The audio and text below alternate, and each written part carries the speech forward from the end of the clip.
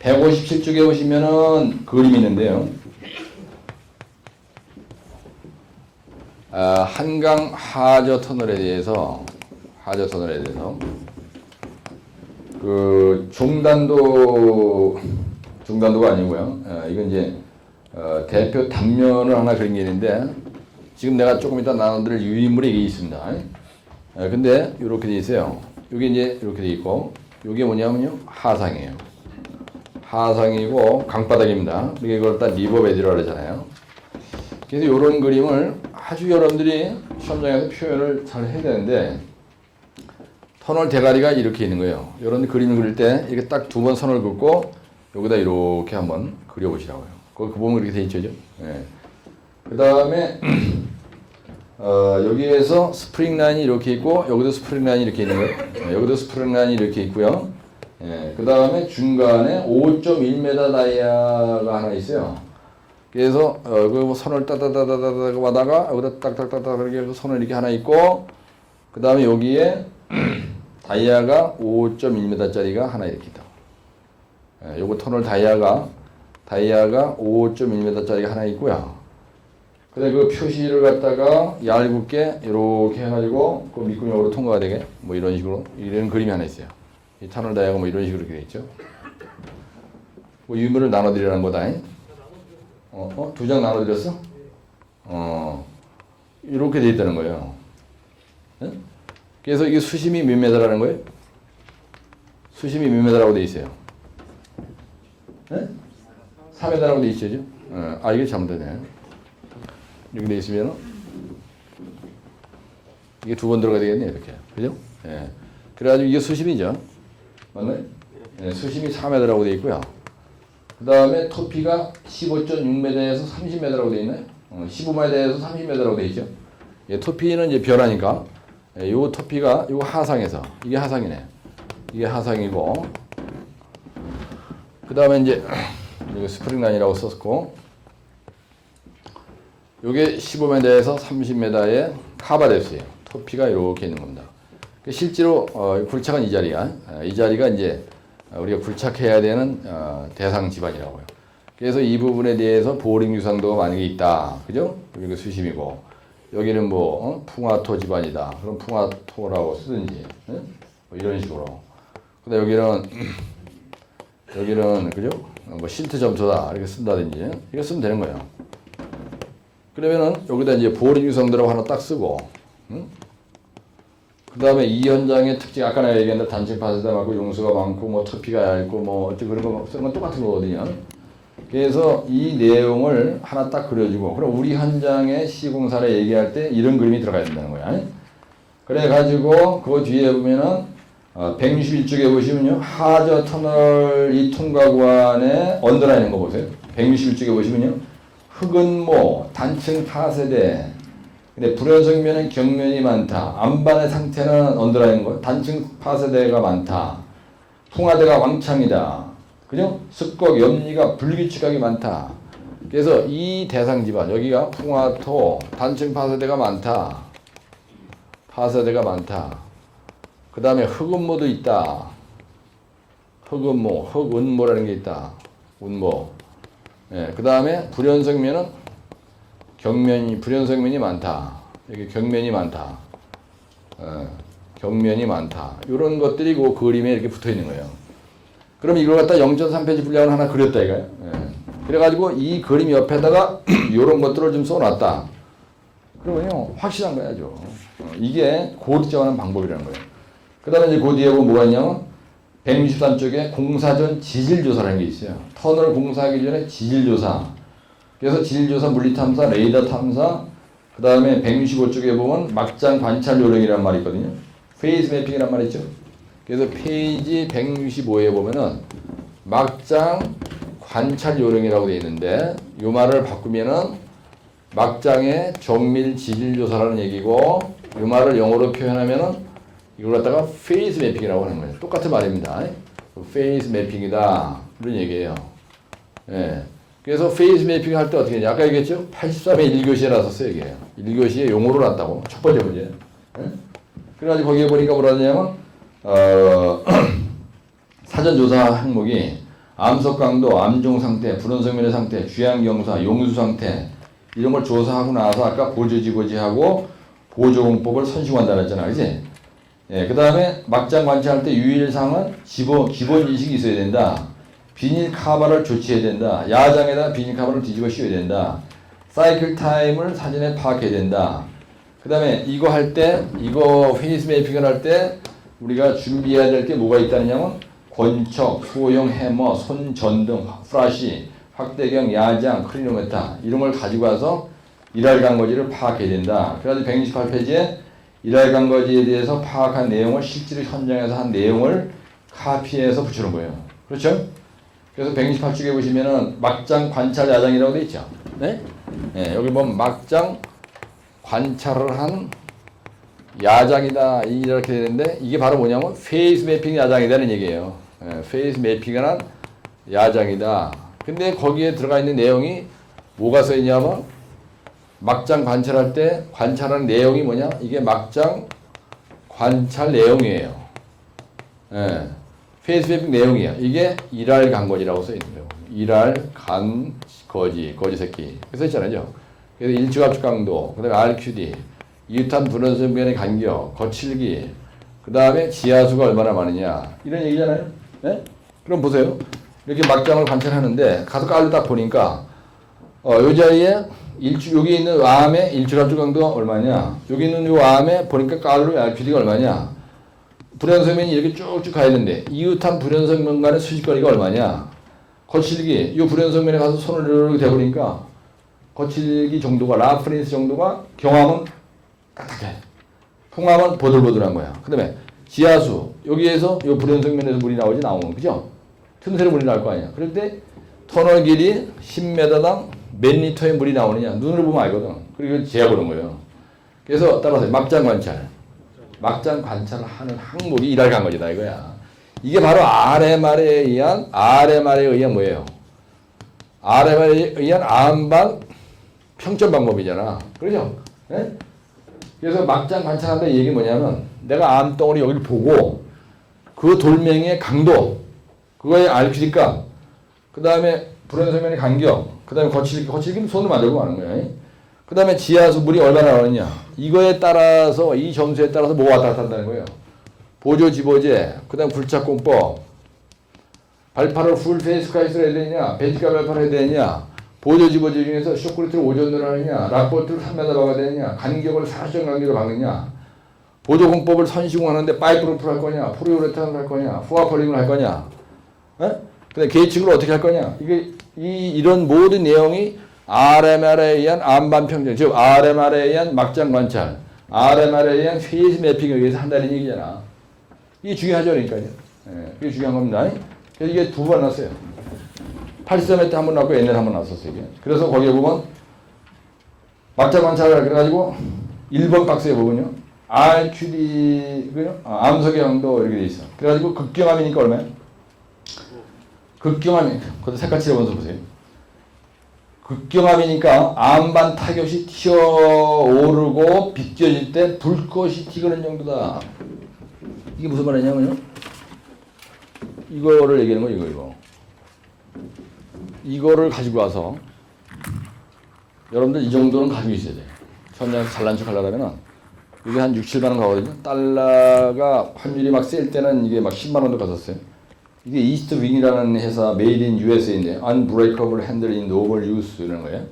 그래서 이걸 가지고 와서요.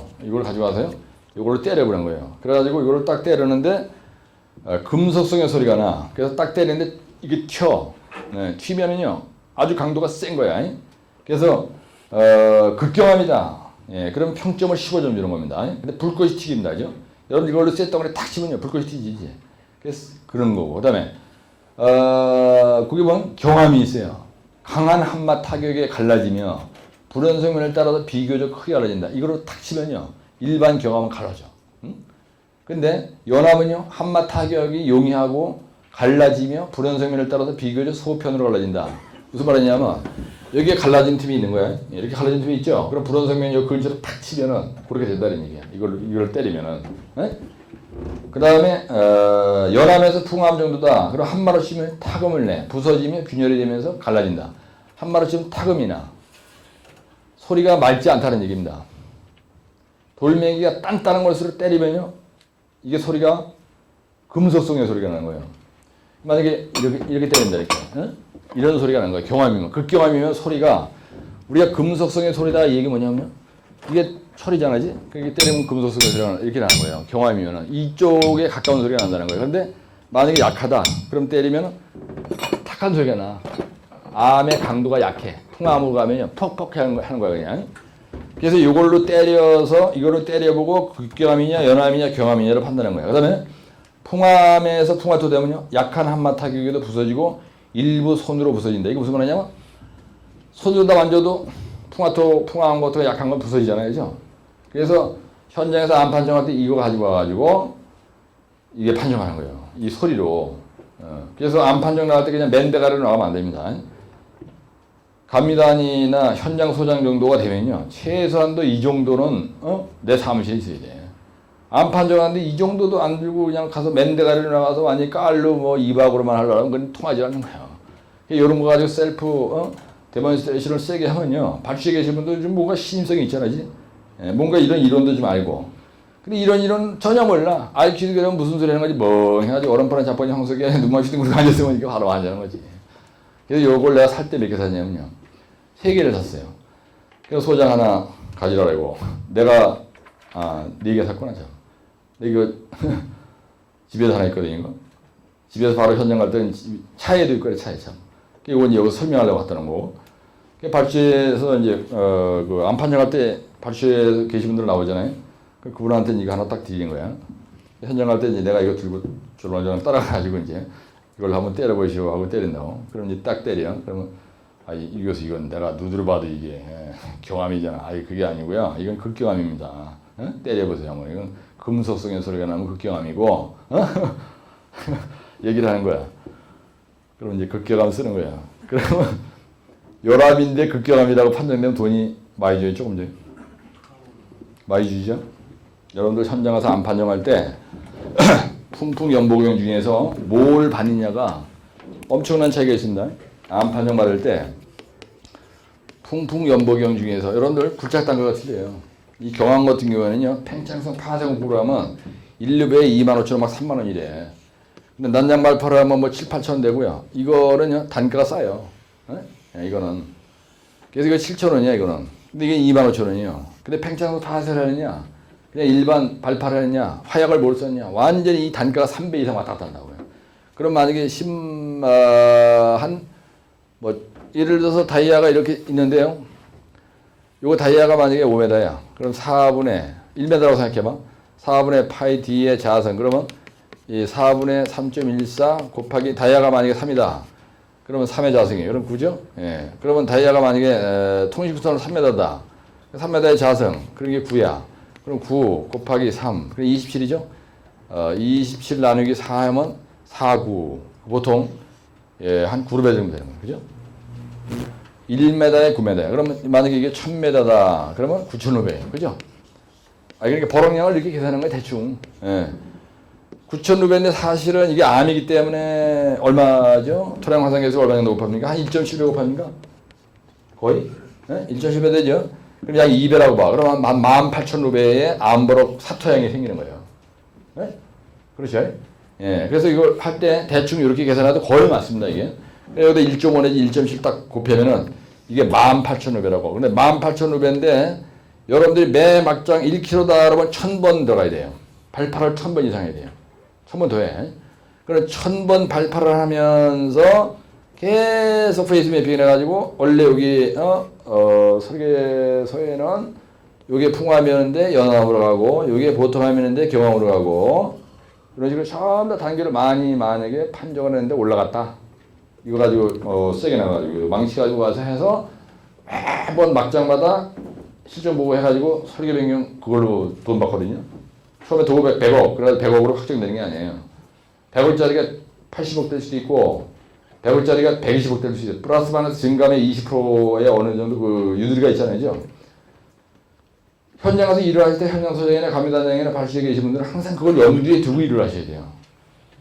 특히 소장은 완전히 돈을 목적으로 하는 거 아니야. 그렇지? 감리단장은 그게 아니에요. 감리단장은 어떻게든지 긁어내려가지고 잔소리 끌어모아서 설계 도면과 시방서대로 일을 하고 있는지 확인하는 사람이지. 발주의 장도 마찬가지예요. 그래서 소장이 똘똘해야 돼요, 현장에서는. 소장이 왕이라고. 근데 소장님한테 항상 그런 얘기하거든요. 현장에서 소장이 최고다.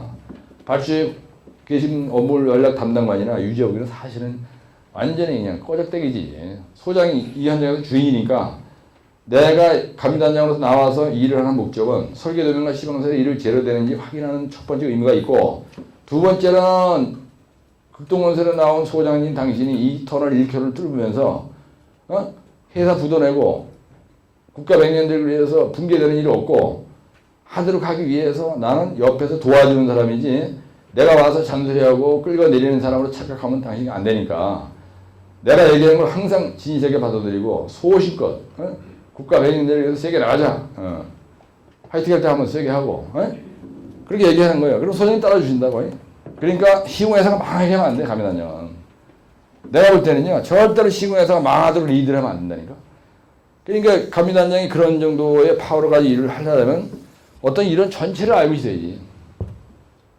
막장 가서 딱 보고 소장이 아니다, 이 사람 무슨 소리가 있어, PYF 수준으로 돼, 무너지면 당신 책임질 거야?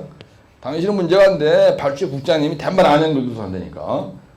현장 소장이나 감리단장이 유지해보기는 발주에 민폐를 끼치면 안 돼. 발주가 말이 발주처지 사실은 발주에 있는 팀장은 그 사람은 대통령이야. 대통령 대신해서 공무원 입장에서 일을 하는 거니까, 예산도 그러니까 그 사람이 반영하는 거 아니야. 그러니까 어떤 경우에도 국가 백년대를 위해서 기상 목표는 소장인 당신이 소식을 이래, 내가 PYF 안 하면 무너진다는데 왜 아니라래. 병신 마냥 하라는 지 어떤 그런 분위기를 이끌어나가면요, 감리단에 계신 분들이 일을 재밌게 할 수가 있어요. 근데 그거는 가슴 저리게 뭔가 확실하게 이해했을 때 그런 마인드도 생기고 그런 철학도 생기고, 토킹 어바웃을 테크니컬 아이템에 대해서 얘기를 하더라도 맥히고, 그래야 소장이 승질 안 내는 거예요. 근데 그렇지 않고 무식해서 단장이 그래서 잔소리만 맨날 끌어보. 그럼 소장이 뭐라 하냐면요, 이 단장인데 씨발 뭐 말만큼은 해 젖같아도 못했다. 뭐 일하는 거 지시부는 뭐 하루에 20장씩 하고 그냥 막 미치겠다고 막 이런다고. 내가 단장할 때 지시부 20장 이하로 내려본 적이 없어요. 근데 소장이 초기 6개월은 힘들어하더라고. 근데 6개월이 딱 지나니까요, 단장님처럼 그렇게 해주니까 자기가 너무 편하고 너무 좋다는 거 아니야. 소장보다 내가 10배 챙겼거든요. 현장 나가서 담배꽁초 하나 죽어. 그날은 일 못해. 안전사다리 반생으로 제대로 안 주어있다. 내가 내려가는데 흔들거리고 불안감을 느꼈다. 그거는 전면 작업 중단이야. 안전지일. 그 다음에 동네 아줌마들이 와서 헛소리 하는 거 눈에 보이면 죽는 거예요. 절대로 민폐 끼치지 말아라. 그러니까 동네 아줌마 주민들이 엄청 막 그냥 협조해 주잖아요. 그래서 지금 제가 이런 말씀을 해드리자면, 일할 때 하드 터널에서는 돈이 됩니다, 여러분들. 우리가 토목에서 돈 되는 데가 어디냐면요, 콘크리트 구조물은 절대로 돈이 안 돼요. 이거는 아무리 돌간 작업해도 안 돼. 발파, 그 다음에 암 발파할 때 하고 백호로다가 토사골짝 할 때 돈 벌어야 돼요. 터널에서 만약에 발파할 때 돈 못 벌죠? 절대로 돈 못 벌어. 쇼크레트 돈 안 돼. 라이닝 공구리 치고 절대로 돈 안 됩니다. 하여튼 공구리 갖다 쑤셔놓는 거 일이 안 돼. 그래서 발파할 때 돈을 벌어야 돼요. 그래서 구점을 할 때 마이너스 된 거를 발파해서 조금 버는 걸로 보충해야 된다니까. 근데 여러분들 토공이라 그러죠, 이걸. 토공이 일 끝날 때 하는 거야? 처음에 시작할 때 하는 거예요? 시작할 때 하는 거예요. 그래서 공사 현장은요, 결판이 언제 나느냐? 공사 초기 6개월이라는 거예요. 그래서 소장이 뭘 낼래 해. 감리단장이 뭘 낼래고 전부 다 뭘 낼래 만약에. 그러면 공사 초기에 조지는 거예요. 공사 초기 6개월이 그 현장의 승부를 가져간다고. 그러니까 토공이 우리한테는 완전히 생명줄이에요. 토목 공사에서는. 어스웍이 아주 중요합니다. 그러니까 현장에 가면 절토, 발파, 성토, 절토, 그 다음에 요거. 터널에서 발파하는 문제. 발파 문제 많이 나잖아요, 요즘에. 이유가 거기 있는 거거든요. 그래서 기술사 자격증 따는 건 여러분들 중간에 포기만 안 하면 그건 다도른 탁상이고, 포기를 하니까 안 되는 거지. 1년 내에 되느냐, 1.5개월에 되느냐, 아니면 3개월에 되느냐, 뭐 대회 이영상처럼 박살내니까 3개월에 되는 사람도 있어요. 아주 적극적이고 막 센스 빠른 사람들은. 그러니까 중요한 건 뭐냐면, 내가 2년 걸리고 3년 걸려도 확실하게 공부해가지고 실제로 현장 가서 시공회사에서 한 50살까지 소장하다가 나처럼 감리단에 가서 난 사실상 시골에 사서 감리단으로 옮기게 45살에 옮겼거든요. 적당한 시기에 옮긴 겁니다. 너무 꼰대 때 옮겨도 좀 문제가 있고 가서 힘을 못 쓰는데 그래도 빨리 움직여서 재빠르게 뭐 자격증 딴바람에 이렇게 됐지만 된 거예요. 그래서 공부할 때 내가 빨리 합격해야 되겠다. 어떤 이런 마인드보다는 내가 앞으로 70살까지 일을 해야 되니까 진짜 제대로 확실하게 공부해서 현장 가서 감리단장 했는데 여러분들 맨날 소장이나 발주에 계신 분들한테 질질 끌려다니는 그런 스타일로 일하면요. 아주 피곤합니다. 출근하는 것도 재수 없고요. 예? 아주 짜증나고 안 걸려. 그러면. 왜 그러니? 업무에 자신이 없으니까 그런 일이 생기는 거예요. 그래서 공부할 때 이런 어떤 분위기를 제대로 특강교재 같은 게 있으면 여러분들 나중에 합격하고 나서 이런 거 버리시면 안 돼요. 내가 가지고 있는 자료는 현장에서 실무에 그대로 적용되는 겁니다. 어떤 분들은요.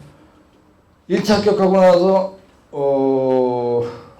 2차 면접도 보기도 전에 자기 했던 걸 옆에 있는 직원을 다 남겨주고 면접 공부할 때 어느 책 거기에서 날 거니까 면접 꼭 잘 보시오. 그래 뭐라 하냐면 유 교수님 제가 옆에서 책 다 달라 그래가지고요. 난 책 한 권도 없고 노트를 뭐가 있냐. 노트 정리한 거 다 줬다는 거야. 카피는 남겨놨냐. 안 남겨놨대. 그런 에? 그러면 안 되지. 자기가 공부한 거냐 누구 주면 안 됩니다. 이동화 실제도 그냥 시방서 규정이야 그게. 이것도 마찬가지고. 그래서 터널이 여러분들 말이죠. 터널은 저하고 공부 한 6개월 내지 1년, 1년 반 공부하잖아. 그러면 단장 바로 내보내도요. 전혀 문제가 없어요. 이 정도. 오늘 처음 들으신 분이야 좀 띵합니다. 처음 들을 때는 아무래도 재밌게 얘기해도. 그래서 168쪽 보시겠습니다. 이거 얘기 잠깐 시켰습니다. 168쪽에 보시면은 이런 식으로 점수를 매기는 거야. 그래서 이걸 어디를 쳐다보고 매긴 겁니까? 예, 거기 보면 대가리 위에 막장 관찰 야장이 되고 있죠. 이게 페이스 매핑 야장이에요, 이게. 근데 이게 처음 나왔어요. 지난번에 83에 1교시 나왔단 말이야. 그래서 RQD 값이 만약에 경함이다. 그럼 100%가 나오는 거예요. 90에서 100%. 근데 보세요. 우측으로 갈수록 점수가 낮죠, 그죠? 예? 예, 우측으로 가서 점수가 낮을 수밖에 없어. 그 다음에 불연성면이 많아요. 불연성면이, 거기 뭐, 경함은 불연성면이 얼마나 그랬어요? 예? 경함은 불연성면이, 얼마나 어디 있습니까? 네. 요거는요, RMR에 의한, 요 문제는 RMR에 의한 페이스 매핑 얘기하는 거예요. 페이스 매핑을 얘기하는데, 거기에 있는 내용이 일할 간거리라고 돼 있어. 일할, 간, 거, 지에 대한 점수를 매겼는데, 극경함, 경함, 그 다음에 무슨 함으로 돼 있어요? 여기 있는 걸로 보면, 연함이 보통함, 연함, 그 다음에 풍화토, 그 다음에 풍화함 이렇게 된 거예요. 내가 풍풍연보경, 풍풍연보경, 이걸로 얘기한다고 항상. 그렇게 해서 이쪽으로 갈수록 점수가 작고요. 이쪽으로 갈수록 점수가 커요. 그래서 경함, 일조각수가 크겠죠. 그 다음에 풍화토, 일조각수가 작겠죠. 그 다음에 깔로 보는 거야. 그 다음에 RQD 값은요, 여기에 불연성면이 많다. 이렇게 많다. 그러면 RQD 값이 적어요. 안반에 갈라진 틈이 많다라면 이게 작은 거예요. 이거는 크고요. 이쪽으로 갈수록 작아지는 거예요. 불연성면의 간격이라는 거는 극경함인 경우는 여기서까지 3m예요. 그럼 거의 없다는 얘기야.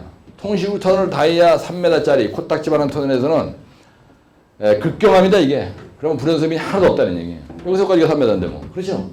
근데 이쪽으로 갈수록 빡빡빡빡 그냥 균열이 많아. 불연성면이 많다고 이렇게. 이쪽으로 갈수록 무조건 많게 돼 있어요.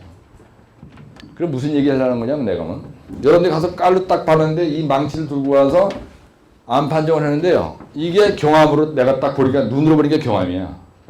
그러면은 점수는 무조건 요거 계산기 쳐보라 마나 60점에서 80점 나온다는 얘기입니다. 이 경함이다 그러면 80에서 100점 나와요. 만약에 풍화토다 그럼 2점밖에 안 돼요. 요거는 40점 나와요. 근데 요거는 60점 나와요. 근데 요거는 80점 나는 거야. 80에서 60, 이건 60에서 80. 그 다음에 이건 40에서 60. 아니, 40에서 60. 그러면 이건 20에서 40. 요거는 2.2하 이렇게 되는 거예요. 풍화토는 2.2하입니다.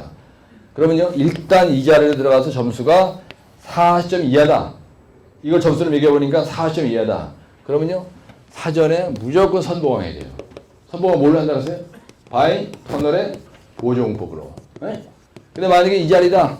그래서 점수가 이 정도 이상 나왔다. 이 정도 이상 나왔다. 그러면 보조 지보제만 해도 큰 문제 없어요.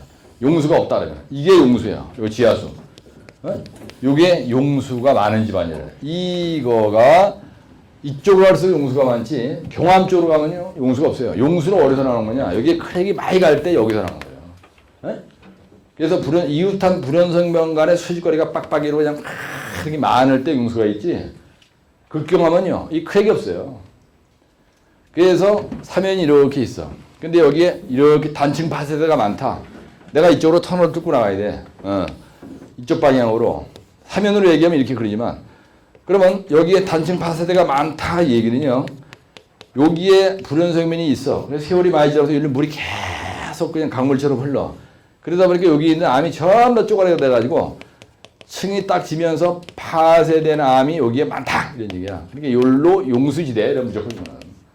그래서 터널이 아니고 일반 사면에서도 이 단층 파쇄대는 여기서 깊어요. 락볼트는 여기서 3m만 막으면 딱 되지만 요런 불연성면 요게 떨어져 나가려는 거를 요 3m짜리 락볼트가 잡아주는 건 락볼트고 여기서까지가 깊어요. 예, 보통 깊은 데 이게 있어. 그러면 여기서 락 앵커를 치는 거예요.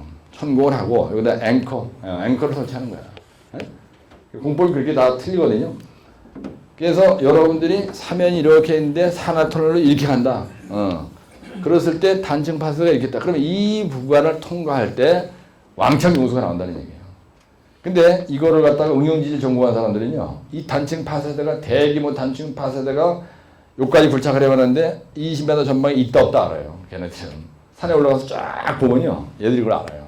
그래서 옛날에 도하에서 응용지질 박사가 영천 도수터널을 할 때 여기까지 TBM을 뚫고 하는데 20m 전방에 대규모 단층 파쇄대가 있으니까 더 이상 작업하지 말고 이 부분에 대해서 약에 주입해서 완벽하게 지수한 다음에 일을 하시오. 그런데 그거 깔아놓으려고 했어요. 여기 딱 깔았는데요. 여기에서 용수가 그냥 강물처럼 나와가지고 여기서까지 2km 이상 가는데요. TBM 전부 다 바라시해가지고 다 끄집어내고 4개월 작업 중단했어요. 말 안 들었다가. 전문가 말 안 듣는 게 좋습니다. 그래서 단층 파쇄대가 몇 메다 전방 지반에 있다 하는 걸 응용지질 전문하는 사람들은 산에 올라가서 보고 쫙 파악하면 이걸 알더라고요. 그래서 그때 현장 한번 갔다 왔어요, 제가요. 그래서 현장에서는 단층 파쇄대가 있다는 걸 어떻게 알아요, 여러분들? 막장에 선진 보링하면 알죠? 예, 선진 보링 하는 거야. 미리 보링을 한번 해보는 거예요. 그래야지 이 코어 채취를 딱 해보면은, 코어 채취를 딱 해보면 여기 30m 집안에 이렇게 해가지고 여기서 여기까지 깊이가 뭐 예를 들어서 1m면 1m. 이거 딱 여기 코어가 또 나온다고. 예? 그러면 막장 전방 집안에 이걸 갖다 우리가 프레보링이라 해. 그래서 막장 전방 집안에 정밀 지질 조사할 때 이런 우리가 코어 채취를 한다고요. 그래서 의심스럽다. 저도 통신구 터널 할 때 그렇게 했어요. 30m 보링 했다니까 보니까 전부 다 풍암이야. 그래 포리오르타 왕창 수정했어요 그때. 그래가지고 아주 안전하게 시공을 잘 했는데 전방에 여기까지 불착해 왔다. 그러면 이상하다. 물이 많다. 그러면 여기서 선진 보링 30m 딱 해보면은 몇 메다 전방 집안에 이 두께, 이 폭이 1m 되는 단층 파쇄대가 있다 없다. 여기 물이 많이 나올 것이다. 여기 통과하기 전에 약이 수준화가지고 보관해야 되겠다. 이게 나오는 거예요. 근데 현장 소장이나 감단장이나 발주의 장이 이런 거에 대한 기본 지식이 없는 거야. 근데 들어도 대충 아는 거하고 확실하게 하는 거하고 차이가 있어요. 그래도 만약에 단장이나 소장이 얘기를 하는데 단장이 너무 무식해. 그럼 말귀를 못 알아듣는 거야. 그래서 절실한 감이 없는 거예요. 무슨 문제가 발생할지를. 설계명이 안 되는 거예요, 여러분. 그래서 소장은 분명히 무너지는데 단장이 무식하니까 이거를 자꾸 이렇게 갠세를 놓는 거야. 그래서 발주에 가잖아요. 그럼 발주에 가서 얘기할 때 이거 잘 해야 되는데 단장이 그걸 잘 몰라. 그래서 소장도 같이 볼래야 만약에. 그러면 발주에 계신 분들은 현장 가서 매일 보지 않기 때문에 현장 감각이 없는 거예요. 현장 가서 매일 보는 현장 소장은 피부로 느끼잖아지. 근데 그거에 대한 기초 지식이 없는 거야. 로지컬한. 테크니컬한 부분에 대해서 누구한테 브리핑을 할 때 상대방이 확신을 가질 수 있는 그런 아이디어, 표현력, 그 다음에 이론적인 어떤 그 지식의 배경. 그게 약하니까 이게 어필이 안 되니까 설계 변경 올라가면 나가야 되는 거예요. 설계변경이 올라가서 나가야 되는 건 있을 수가 없는 일이야. 저는 설계변경이 올라가지고요. 이게 리젝트 당해본 적이 없어요. 그래서 내가 얘기한다고요. 그럼 끝까지 안 된다 하잖아. 그럼 웃으면서 승리하면 안 되죠. 국장님 다 좋은데. 제가 만약에 설계 변경 올리는 안에 대해서 국장님이 거부권을 마지막에 담당 부장이 올리는데도 불구하고 거부권을 행사하셔가지고 BBK 거부권 행사해야 되는데 안 하잖아요 지금.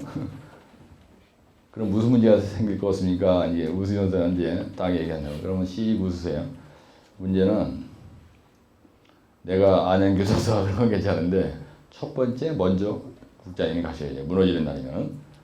그러니까 잘 생각 한번 해보시고요. 저는 이만 물러가겠습니다. 그러면요.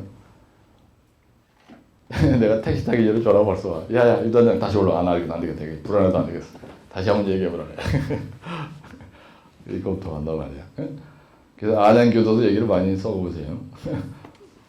그래서 요 168페이지에 있는 이 내용이 아주 중요한 거야. 그래서 여러분들 고점 답안해보면 이게 잘 나옵니다. 그 다음에 지하수 조건 있죠. 불연성면의 상태. 그래서 극경암인 경우에는 불연성면 간의 연직거리가 3m예요. 근데 맨 끝머리 봐보세요. 5.9cm밖에 안 되는 거야. 보세요. 이웃한 불연성면 간의 수직거리잖아. 이거 얘기하는 거야 이게. 여기서까지가 5mm밖에 안 돼. 예, 풍암인 경우는 아주 그러니까 거기 보면 이웃한 불연성면 간의 수직거리가 몇 m예요? 5.9cm잖아. 여기서까지가 5.9cm야. 근데 극경암은 여기서까지가 3m예요. 에? 3m. 3m가 없는 거야. 그럼 물 안 나와요. 그래서 여러분들이 막장 가서 깔로 딱 보고 갈라진 틈 불연성면이 있냐 없냐 이거를 가지고 첫 방에 볼 수 있는 건 뭐냐면요. 이 암이 무슨 암이냐. 그 다음에 이 불연성면이 있냐 없냐. 그 간격을 딱 재봉하라. 뺨으로 재봉 금방 하는 거예요. 그죠? 대충 깔로 봐도 아는 거 아니야. 한 뺨이 보통 25전 정도 되거든요. 이게. 5뺨이면은 뭐 4뺨이면 1m야. 이걸로 4뺨이면 1m라고. 이런 거 하나 딱 들고 가는 거예요. 이거. 딱 들고 와서 한번 쇼도 한번 세게 하고. 그래서 극경암 보통 암은 무조건 극경암으로 받아먹으면 돼요. 네? 보통 암이랑 극경암이랑 똑같아. 동영상 나가서 말 조심해야 돼요. 욕도 못해야 될 거야. 아주 스트레스 반응이 강해하는데. 때려쳐버릴까. 그 다음에 지하수 조건이지. 불연성면의 상태는 거 뭐냐면요. 거칠다, 불연성면이 밀착되어 있다, 신선하다 이런 거야. 점수가 25점이에요. 근데 불연성면의 상태가요. 연해, 가오지, 가운데 뭔가 충질 물질이 많이 끼어있어. 완전 풍화됐다. 그럼 빵점이야. 그 다음에 지하수의 조건은 뭐냐면요. 터널 길이 10m당 몇 리터의 물이 나오느냐. 예, 그러니까 아주 건조해. 예. 극경하면요. 가서 이렇게 만져봐도요. 물기가 하나도 없는 거야. 근데 거기에 뭐 뭐라고 하냐면요. 지하수의 조건은 벽면을 타고 물이 흐른다. 이러면은 이게 연암에서 풍화암 정도 되면 벽면을 타고 물이 흘러. 가설에 보면요. 벽면을 타고 물이 줄 흘러. 아니면 오줌 싸듯이 쫙 물이 나와. 그런 거는 막아야 돼? 가만히 놔둬야 돼? 막으면 안 됩니다. 터널에서 물이 발팔 딱 했는데 막장 딱 하니 여기서 오줌 싸듯이 쫙 나오는 걸 막으면 안 돼요. 그냥 나오게 내버리는 게 좋아요. 나오는 물 막으면 안 돼요. 그 다음에 터널을 이렇게 발팔하고 지나가는데 쥐새끼 소리가 나. 그럼 무슨 징후야? 쥐새끼가 막 소리가 나. 쥐 소리가, 우는 소리가 나. 그러면요. 그 터널은 무너지는 겁니다.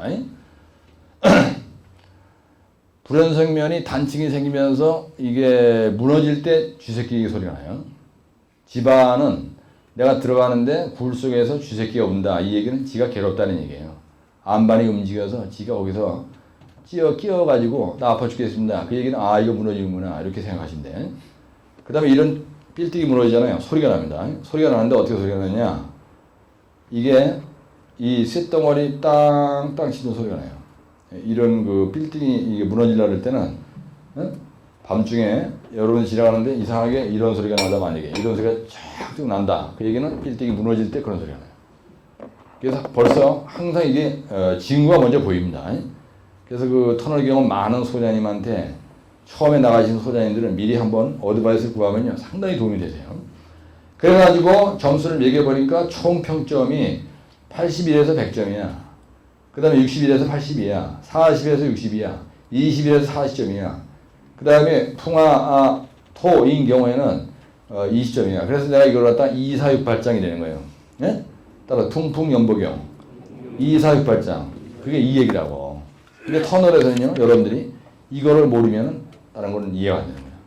터널에서 RMR에 의한 페이스 맵이 무지하게 중요하고요. RMR 이래가지고 1교시 용어에서 잘 나옵니다, 이 문제가. 예, 그래서 이 말씀을 드렸고, 그 다음에 이제 그 뒤에 가면요. 뭐가 있냐면은 182쪽에 LW 약에 주입한 거, 그 다음에 186쪽에 집안 조건에 따른 보강 및 굴착 현황 이런 게 있어요. 요거 이제 보시면 되는데, 경항구간 이렇게 되어 있습니다. 예, 요거는 잠깐 한 10분 쉬었다 들어와서 마지막 한 30분만 더 하고 끝내겠습니다. 그리고 지금 나눠드린 유인물이 몇 장 나눠드렸죠? 한 장 나눠드렸죠? 예, 그림 한 장 나눠드렸습니다.